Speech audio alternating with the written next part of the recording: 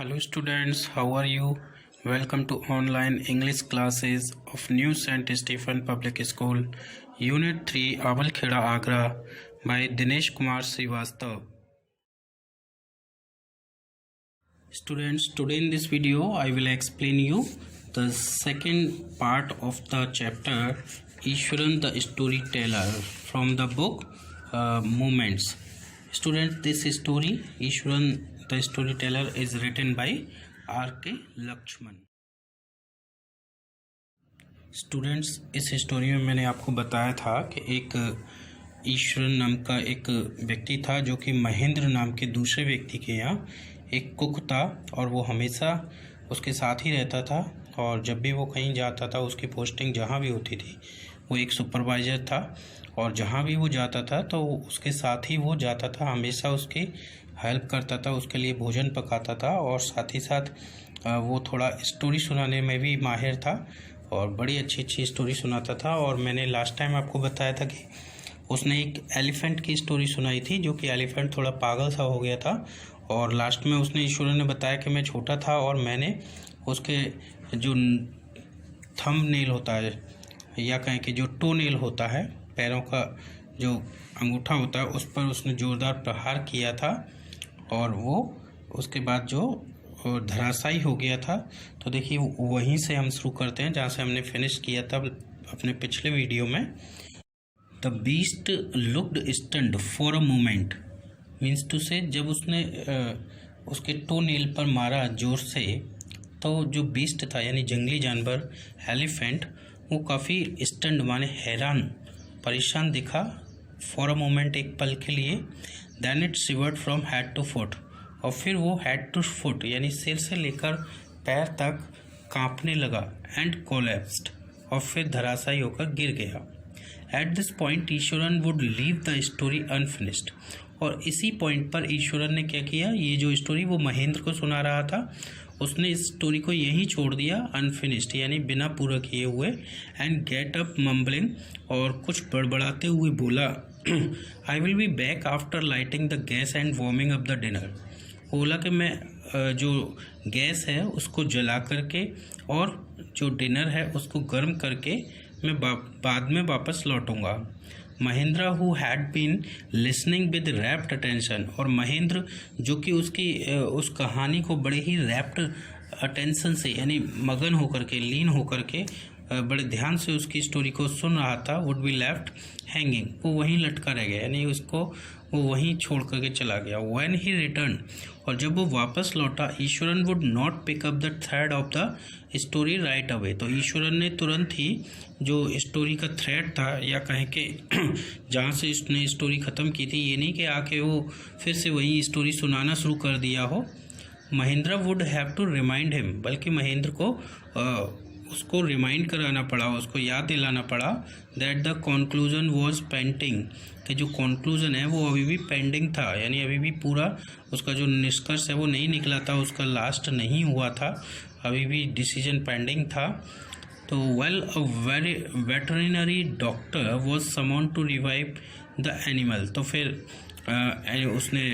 ईश्वरन ने अपनी स्टोरी को शुरू किया और वो कहता है कि फिर एक वेटरिनरी डॉक्टर यानी ये कौन सा होता है, जो पशुओं का जो डॉक्टर होता है, वो कहता है उसको समन किया गया, बुलवाया गया और टू रिवाइव द एनिमल, उस एनिमल को फिर से रिवाइव कराने के लिए, जीवित कराने के लिए। Iswaran would shrug casually 2 days later it was lead away by its mahout to the jungle. और वो कहता है Iswaran would shrug casually, casually माने अचानक से, है ना, अचानक से यूं ही उसने अपने श्रग माने होता है कंधों को उचकाना, उसने अपने कंधों को उचकाया, ऊपर उठाया और वो कहता है कि 2 दिन के बाद इसको यानी उस एनिमल को, एलिफेंट को उसके महावत के द्वारा जंगल में ले जाया गया। Well how did you manage to do it Iswaran, how did you bring down the beast. तो उसने महेंद्र ने ईश्वरन से पूछा कि how did you manage to do it, यानी तुमने ये सब कैसे किया ईश्वरन, तुमने कैसे उस बीस्ट को, जंगली जानवर को मार गिराया। It has something to do with the Japanese art I think so. तो क्या बोलता है महेंद्र कि श्रीमान मुझे लगता है कि ये कुछ जापानीज आर्ट से रिलेटेड था, यानी मैंने जो कुछ भी किया वो एक जापानीज आर्ट थी, कराटे और जू जित्सु इट इज़ कॉल्ड। और इस आर्ट को हम क्या कहते हैं, कराटे या फिर जू जित्सु कहते हैं। I had read about it somewhere, वो कहता है कि मैंने इसके बारे में कहीं पढ़ा था। It temporarily paralyse the nervous system you see, और उसने क्या बोला कि ये टेम्परली यानी कुछ समय के लिए जो नर्वस सिस्टम होता है उसको पैरालाइज कर देती है। तो वही कला मैंने यहाँ पर यूज की और उस एलिफेंट को कुछ समय के लिए पैरालाइज कर दिया। Not a day passed without Eswaran recounting some story packed with adventure, horror and suspense। यानी कोई भी ऐसा एक दिन नहीं होता था कि जब ईश्वरन किसी भी तरह की एक एडवेंचर, हॉरर माने डर, साहस और सस्पेंस माने रोमांच या कहें कि बहुत ही सस्पेंस से भरी हुई जो स्टोरी होती थी उसको रिकाउंट नहीं करता हो, याद नहीं करता हो। Whether the story was credible और नॉट, चाहे वो स्टोरी क्रेडिबल हो या ना हो। क्रेडिबल का मतलब विश्वसनीय, यानी उस पर विश्वास करने लायक हो या ना हो। फिर भी महेंद्र क्या करता था, Mahendra enjoyed listening to it, Mahendra उसकी कहानी को सुनकर के आनंद लेता था। Because of the inimitable way in which it was told, किसकी वजह से, क्योंकि जिस इनिमिटेबल वे में यानी जिस अनोखे तरीके से उसको ये कहानी सुनाई जाती थी, तो जो महेंद्र है वो बड़ा ही इंजॉय करता था उस स्टोरी को। Ishwaran seemed to more than make up for the absence of a TV in Mahendra's living quarter, यानी महेंद्रा के उन लिविंग क्वार्टर्स में जो टीवी की जो अब्सेंस थी, टीवी तो उनके यहाँ था नहीं, तो टीवी की जो अब्सेंस थी वो ईश्वरन, ऐसा लगता था कि ईश्वरन ने वो काफ़ी हद तक कम कर दी थी, यानी ईश्वरन ही काफ़ी था एक टीवी के बजाय। One morning When Mahendra was having breakfast, Eswaran asked, एक सुबह जब महेंद्र अपना ब्रेकफास्ट कर रहा था, नाश्ता कर रहा था, तो ईश्वरन ने उससे पूछा, can I make something special for dinner tonight sir. उसने कहा, श्रीमान क्या आज रात में कुछ स्पेशल बना सकता हूँ डिनर में। After all today is an auspicious day, क्योंकि आज एक ऑस्पिशियस डे है, एक शुभ दिन है। According to tradition, we prepare various delicacies to feed the spirits of our ancestor today, sir। और उसने कहा कि श्रीमान आज एक शुभ दिन है और परंपरा के अनुसार हम अपने घरों में क्या करते हैं, वेरियस डेलिकेसीज बनाते हैं, यानी बहुत सारे स्वादिष्ट पकवान बनाते हैं। किसके लिए, जो हमारे एंसेस्टर्स हैं, जो हमारे पूर्वज हैं, उनकी आत्माओं को फीड कराने के लिए, यानी भोजन कराने के लिए। That night Mahendra enjoyed the most delicious dinner and complimented Eswaran on his culinary skill। यानी उस रात महेंद्र ने क्या किया, एक जो मोस्ट डिलीशियस डिनर यानी बहुत ही स्वादिष्ट जायकेदार डिनर शाम के टाइम किया, और उसने ईश्वरन को कॉम्प्लीमेंट भी दिया उसकी क्यूलिनरी स्किल के लिए। यानी उसकी क्यूलिनरी का होता है जो रसोई कला या पाक कला भी कहते हैं, खाना बनाने की जो स्किल होती है, तो उसके लिए उसने उसको कॉम्प्लीमेंट भी किया, उसकी तारीफ़ की। ही सीम्ड वेरी प्लीज्ड, वो काफ़ी प्लीज्ड माने खुश लग रहा था। बट अनएक्सपेक्टेडली, लेकिन अचानक ही, launched into a most garish account involving the supernatural. ये किसके बारे में कहा जा रहा है, ईश्वरन के बारे में। बड़ा खुश लग रहा था, लेकिन अचानक से ही क्या हुआ कि वो एक मोस्ट गैरिश, गैरिश का मतलब एकदम भड़कीली वाली, जो किसी को भड़का दे, एकदम काल्पनिक कह सकते हैं, अकाउंट यानी एक story involving the super natural, जिसमें सुपर नेचुरल माने कोई दैवीय शक्ति, अलौकिक शक्ति शामिल की हो, ऐसी एक स्टोरी को उसने लॉन्च कर दिया, यानी सुनाना शुरू कर दिया। क्या बोलता है वो ईश्वरन, यू नो सर, श्रीमान आप जानते हैं, this entire factory area we are occupying was once a burial ground. उसने कहा कि श्रीमान क्या आपको पता है कि ये जो एंटायर फैक्ट्री एरिया है, यानी ये पूरा का पूरा जो फैक्ट्री का एरिया है जहाँ पर हम ऑक्यूपाई किए गए हैं, जहाँ पर हम काम कर रहे हैं, वो किसी समय एक ब्यूरियल ग्राउंड हुआ करता था, यानी कब्रिस्तान हुआ करता था। ब्यूरी माने क्या होता है, दफनाना, लोगों को वहाँ दफनाया जाता था। ही स्टार्टेड, उसने ये कहते हुए अपनी बात शुरू की। Mahendra was jerked out of the pleasant reverie he had drifted into after the satisfying meal. यानी महेंद्र जो कि सेटिस्फाइंग मील यानी जो बहुत ही अच्छा स्वादिष्ट संतुष्ट करने वाला भोजन करने के बाद जो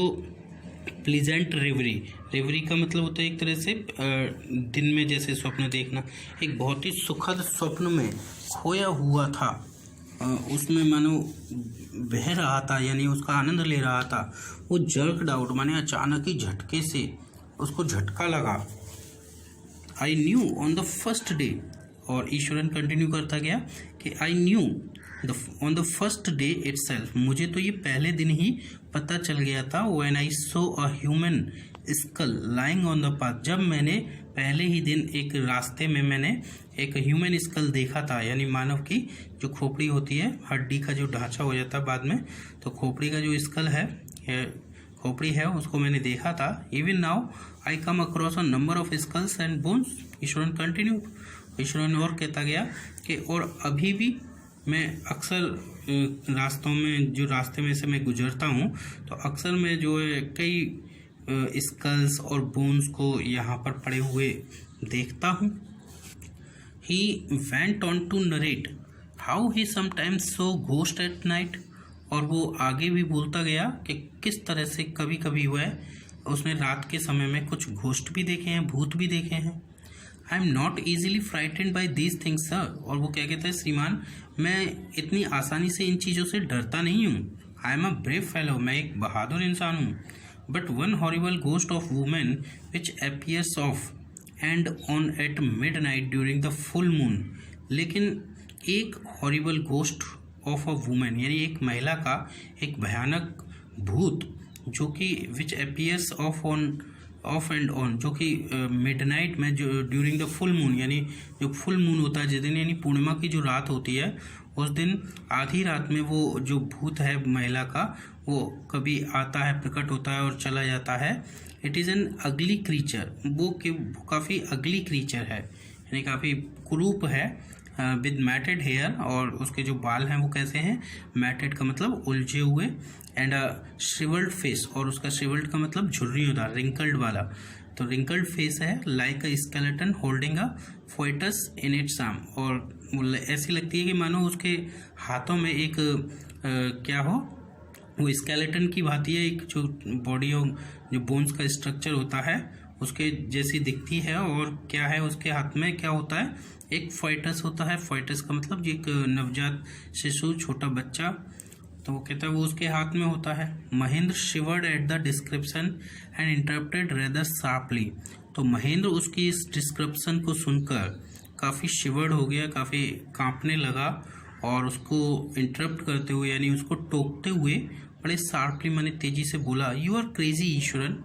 ईश्वरन तुम तो पागल हो। There are no such things ghost और स्पिरिट्स, वो बोला कि ऐसी कोई चीज़ें नहीं होती, घोस्ट या स्पिरिट्स जैसी, भूत या प्रेतात्मा वगैरह जैसी कोई भी चीज़ें नहीं होती। It is all a figment of your imagination, यानी ये तो केवल फिगमेंट का मतलब एक तरह से मनगढ़ंत कहानी, यानी ये तो तुम्हारी जो इमेजिनेशन है, कल्पना है, उसकी मनगढ़ंत कहानी है। Get your digestive system examine, अपना जो डाइजेस्टिव सिस्टम है, यानी जो पाचन तंत्र है, उसको एग्जामाइन करो, तुम्हें चीज़ें पच नहीं रही हैं। And maybe your head as well, और शायद तुम्हारा सिर भी, यानी तुम्हारा सिर भी, तुम्हारा माइंड भी थोड़ा सा डिस्टर्ब हो गया है, उसको भी एग्जामाइन करो,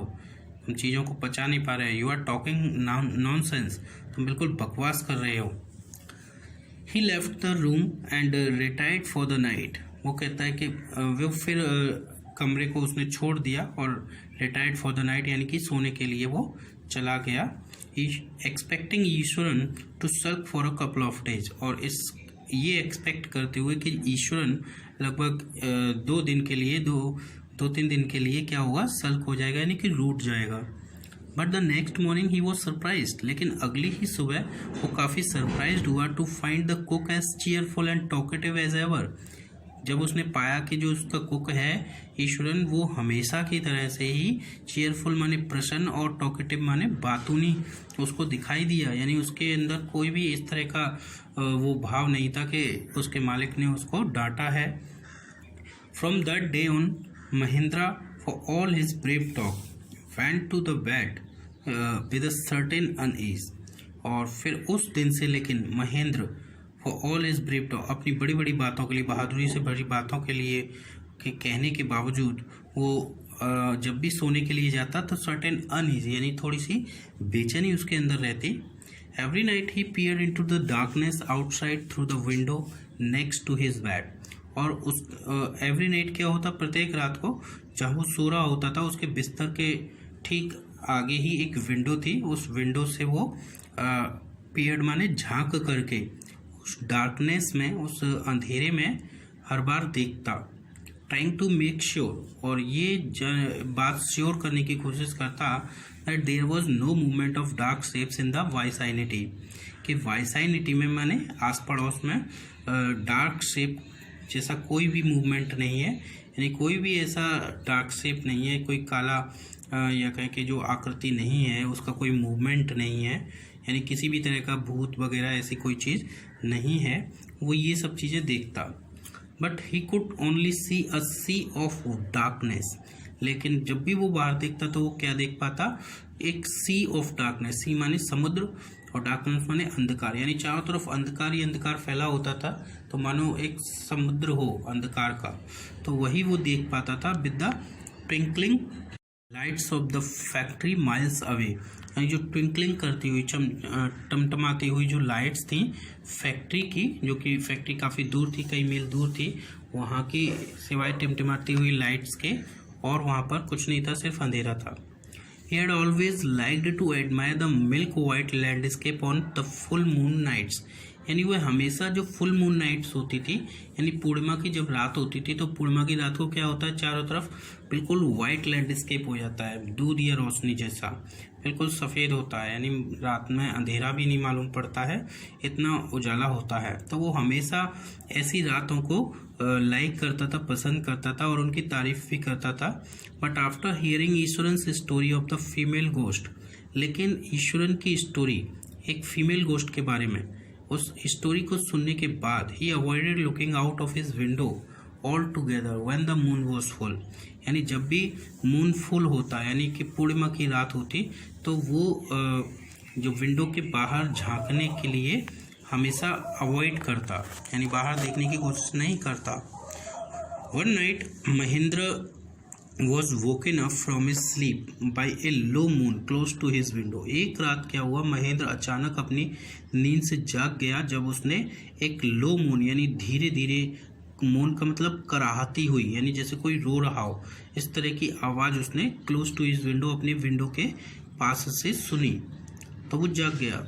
eight first he put it down to a cat prowling around for mice. पहले तो उसने सोचा कि ये कोई बिल्ली होगी और जो अपने चूहों के चारों ओर प्रोलिंग कर रही होगी, यानी कि इधर उधर घूम रही होगी, चहलकदमी कर रही होगी। But the sound was too guttural for a cat, लेकिन जो साउंड था वो इतना ग्यूट्रल था, यानी इतना अलग था बिल्कुल, जैसे किसी ने याद किया हो कि वो शायद कैट इस तरह का नहीं कर सकती थी, यानी कैट का जो साउंड है म्यू करने का वो नहीं था। He resisted the curiosity to look out, उसने जो बाहर देखने की जो क्यूरियोसिटी उसके अंदर जो जाग रही थी, यानी इच्छा, उसको किसी तरह से रेजिस्ट किया, उसको रोका। Least he should behold a site, क्योंकि वो सोच रहा था कि कहीं ऐसा ना हो, लीस्ट का मतलब क्या होता है, LEST, लीस्ट का मतलब होता है कहीं ऐसा ना हो कि, तो उसने सोचा कि कहीं ऐसा ना हो कि he should behold A site, के वो कोई ऐसा दृश्य देख ले which would stop his heart, जिससे उसका स्टॉप हो जाए हार्ट, यानी उसकी सांस रुक जाए, दिल धड़कना बंद हो जाए। But the wailing became louder, लेकिन जो वेलिंग थी यानी कि जो रोने की आवाज़ थी वो और भी ज़्यादा पहले से तेज हो गई, एंड लेस फेलाइन, और बिल्ली जैसी कम लगने लगी, यानी पहले उसने सोचा बिल्ली कोई होगी पर अब वो बिल्ली जैसी नहीं थी। He could not resist the temptation any more, और वो अपने अंदर की इस टेम्पटेशन को यानी जिज्ञासा को और ज़्यादा रेजिस्ट यानी रोक नहीं पा रहा था। Lowering himself to the level of the window sill, और अपने आप को विंडो सिल जो होती है, यानी जो विंडो हमारी होती है, विंडो के पास थोड़ा सा स्पेस होता है, उस पर ग्लास वगैरह हम रख देते हैं, उसको हम विंडो सिल कहते हैं, स्टैंड भी कह सकते हैं। तो विंडो सिल तक अपने आप को लोअर करते हुए यानी नीचे झुकाते हुए उसके लेवल तक ले जाते हुए, he looked out at the white seat of moon light outside, उसने क्या किया, बाहर है ना, कमरे से बाहर जो वाइट सीट थी मूनलाइट की, यानी चांदनी रात की जो सफ़ेद फैलाव था, उसको उसने बाहर देखा। There not too far away, और वहाँ उसने क्या देखा वहाँ कि ज़्यादा दूर नहीं, कुछ ही दूरी पर वो जो डार्क क्लाउडी फॉर्म, एक डार्क माने गहरी क्लाउडी फॉर्म थी, यानी क्लाउडी का मतलब बादल जैसे आकार की, बादल जैसे बन जाता है, यानी कि धुएं वगैरह से बना हुआ कोई आकृति थी। फॉर्म क्लचिंग ए बंडल, जो कि एक क्लचिंग का मतलब अपने हाथ में पकड़े हुए एक बंडल सा कुछ पकड़े हुए थी, इस तरह की, जैसा कि उसने बोला था कि एक लड़की होती है, वुमेन होती है, जो कि हाथ में एक बच्चा लिए होती है, तो उसको ऐसी आकृति दिखी। महेंद्र ब्रोक इनटू ए कोल्ड स्वीट, और महेंद्र मानो पसीने पसीने हो गया, and fell back on the pillow, और वापस जाकर अपने पिलो पर, तकिए पर या बिस्तर पर गिर गया, पेंटिंग माने हाफते हुए, यानी डरते हुए। As he gradually recovered from the ghastly experience, और जैसे जैसे धीरे धीरे वो अपने उस गेस्टली एक्सपीरियंस से, यानी जो भूतिया अनुभव उसे हुआ, उससे थोड़ा सा रिकवर हुआ, नहीं थोड़ी देर वो वहीं लेटा रहा, और जब उसको थोड़ा सा रिलीफ महसूस हुआ तो he began to reason with himself, उसने अपनी बुद्धि का प्रयोग करना शुरू किया, एंड फाइनली कंक्लूडेड, और अंत में उसने निष्कर्ष निकाला that it must have been some sort of auto suggestion, ये निश्चित रूप से किसी प्रकार का ऑटो सजेशन होगा, यानी मेरे अंदर से ही निकला हुआ एक सुझाव होगा कि मैंने उसको भूत समझा। सम ट्रिक, हो सकता है ये कोई चाल हो, that his subconscious had played on him, जो उसकी सबकॉन्शियस ने, यानी एक तरह से उसकी चेतना ने, उसकी अंतरात्मा ने उसके साथ में ये चाल चली हो, वो ऐसा सोचने लगा। By the time he had got up in the morning, यानी उस समय जब वो मॉर्निंग में जगा, यानी कि सुबह हम कह सकते हैं कि वो टाइम पर जग गया सुबह। हैड अ बाथ, तो उसने नहाया, and come out to have his breakfast, और अपना नाश्ता करने के लिए वो आया नहा धो करके। The horror of the previous night had faded from his memory, और जो प्रीवियस नाइट की जो हॉरर था, जो रात का जो डर था, वो शायद उसकी मेमोरी से फेड हो चुका था, यानी वो उसको भुला चुका था। Eswaran greeted him at the door, और ईश्वरन ने वहीं दरवाजे पर उसको ग्रीट किया, यानी उसको अभिवादन किया, उसको गुड मॉर्निंग या जो भी बोलता होगा वो किया। With his lunch packet and his bag, और उसका जो लंच पैकेट था वो भी उसके साथ में था, उसका बैग भी उसके साथ में था, यानी वो उसको उसने दिया। Just as Mahendra was stepping out, और जैसे ही जब महेंद्र उन चीज़ों को लेकर के और स्टेप करने लगा, यानी चलने लगा, ईश्वरन ग्रिंड, ईश्वरन थोड़ा सा ग्रिंड माने मुस्कुराया, धीमी सी जो मुस्कुराहट होती है, स्माइल दी उसने, एंड सैड, और कहा, sir remember the other day, श्रीमान जरा पिछले दिन को याद करें, when I was telling you about the female ghost with a foetus in its arm, जब मैं आपको बता रहा था एक फीमेल गोस्ट के बारे में, एक महिला भूत के बारे में जिसके हाथ में एक फोएटस यानी छोटा बेबी था, उसके बारे में मैं आपको बता रहा था। You were so angry with me for imagining things, और तुम मुझसे कितने नाराज हो गए थे कि मैं चीज़ों को इमेजिन करता हूँ। Well you saw her yourself last night, और तुमने कल रात उसे स्वयं ही देख लिया। I came running hearing the sound of mourning, मैं भी जो मोर्निंग की जो आवाज़ थी, मोर्निंग का मतलब कराहने की जो आवाज़ थी, उसको सुन करके दौड़ता हुआ आया था। कौन सी आवाज़? That was coming from your room, जो तुम्हारे कमरे से आ रही थी। मतलब वो ये कह रहा है कि जो महेंद्र है वो भी करा रहा था, वो भी डर रहा था, और उसके कमरे से आवाज़ आ रही थी, और मैं सुन करके उसके कमरे तक पहुंचा था। A chill went down Mahendra's spine, chill का मतलब एकदम ठिठुरन कह सकते हैं, सेहरन महेंद्र की स्पाइन में, स्पाइन किसको हम कहते हैं, जो रीढ़ की हड्डी होती है, उसमें दौड़ गई, यानी उसकी मानो उसको एकदम कपकपी छूट गई। He did not wait for Eswaran to complete his sentence, उसने ईश्वरन का वेट नहीं किया कि ईश्वरन अपने सेंटेंस को कंप्लीट करे, और उसके आगे कुछ बोलने से पहले he hurried away to his office, वह तुरंत ही जल्दी से अपने ऑफिस की ओर चल पड़ा। And handed in his papers, और अपने हाथों में पेपर्स लेकर के वो मतलब जहाँ भी उसका जो बॉस था उसके पास पहुँचा, उसको कुछ पेपर्स दिए, resolving to leave the haunted place the very next day, और रिजॉल्विंग माने निश्चय करते हुए कि वो उस हॉन्टेड प्लेस को, उस शापित स्थान को अगले ही दिन वहाँ से छोड़ देगा। यानी उसने डिसाइड कर लिया था कि जो वहाँ का जो नौकरी है वो उसको छोड़ देगा, और जो उसका बॉस होगा, उसका मालिक होगा, उसे कह देगा कि भाई मुझे कोई दूसरी साइट दे दो जाने के लिए, मैं इस साइट पे काम नहीं करूँगा। तो इस तरह से ईश्वरन ने उसको जो है इतना डरा दिया। शायद हो सकता है इसमें कोई घोस्ट वगैरह नहीं था, भूत नहीं था, शायद वो ईश्वरन खुद ही रहा हो और वो नहीं चाहता हो इस क्षेत्र में काम करना, क्योंकि यहाँ पर उसको बड़ी मुसीबतों का सामना करके खाने पीने का जो अरेंजमेंट करना होता था। तो हो सकता है, ऐसा स्टोरी में नहीं बताया गया पर मैं ये अपनी तरफ से बता रहा हूँ, तो हो सकता है कि उसने इसी वजह से कि वो इस जगह को छोड़कर चले जाएं, इस तरह की कहानी बनाई और महेंद्र को ये सब अनुभव कराया। तो स्टूडेंट, आई थिंक आपने ये स्टोरी समझ ली होगी, और यदि आपको कोई प्रॉब्लम हो तो आप मुझे व्हाट्सएप ग्रुप पर सेंड कर सकते हैं।